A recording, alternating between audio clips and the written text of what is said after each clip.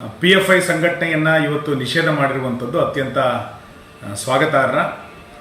ಈ ಕಠಿಣ ನಿರ್ಧಾರವನ್ನು ತೆಗೆದುಕೊಂಡಂಥ ಸನ್ಮಾನ್ಯ ಪ್ರಧಾನಮಂತ್ರಿಗಳಿಗೆ ಮತ್ತು ಕೇಂದ್ರದ ಗೃಹ ಸಚಿವರಿಗೆ ನಾನು ಅಭಿನಂದನೆಗಳನ್ನು ಸಲ್ಲಿಸ್ತೇನೆ.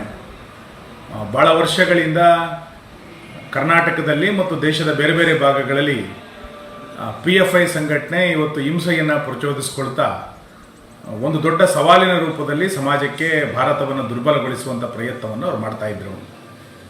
ಇದನ್ನು ನಿಷೇಧ ಮಾಡಬೇಕು ಅನ್ನುವಂಥ ಒತ್ತಾಯವನ್ನು ಪ್ರತಿ ಸಂದರ್ಭದಲ್ಲೂ ಕೂಡ ಹೇಳ್ತಾ ಇದ್ವಿ. ಇವತ್ತು ಅದು ಸಾಕಾರಗೊಂಡಿರೋದಕ್ಕೆ ನಮಗೆಲ್ಲರಿಗೂ ಕೂಡ ಸಮಾಧಾನ ತಂದಿದೆ. ಹಿಂಸೆಯನ್ನು ಮಾಡೋದ್ರ ಮುಖಾಂತರವೇ ಸಮಾಜದಲ್ಲಿ ಅಶಾಂತಿಯನ್ನು ನಾವು ನಿರ್ಮಾಣ ಮಾಡ್ತೇವೆ.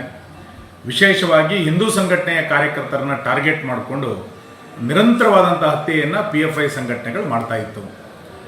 ಅವರ ಉದ್ದೇಶ ಇದ್ದಿದ್ದು ಅವರೇ ಹೇಳಿರುವಂಥ ಪ್ರಕಾರ ಭಾರತವನ್ನು ಇಸ್ಲಾಂ ರಾಷ್ಟ್ರವನ್ನಾಗಿ ಮಾಡ್ತೇವೆ ಎನ್ನುವಂಥ ದಾಷ್ಟ್ಯದ ಮಾತುಗಳನ್ನು ಅವರು ಕಡೆ ಹೇಳ್ತಾ ಇದ್ರು.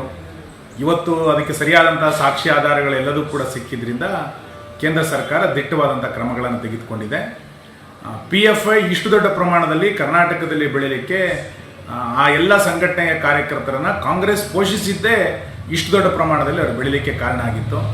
ಸುಮಾರು 175 ಜನರ ಕೇಸ್ಗಳನ್ನು ಅವತ್ತಿನ ಸಿದ್ದರಾಮಯ್ಯನವರ ಕಾಲದಲ್ಲಿ ವಾಪಸ್ ತೆಗೆದುಕೊಂಡಿದ್ರು. ನಾವು ಅದನ್ನು ಅವತ್ತೇ ವಿರೋಧ ಮಾಡಿದ್ವಿ. ಇವತ್ತು ನಮ್ಮ ಸರ್ಕಾರ ಒಂದು ಬದ್ಧತೆಯನ್ನು ತೋರಿಸಿದೆ.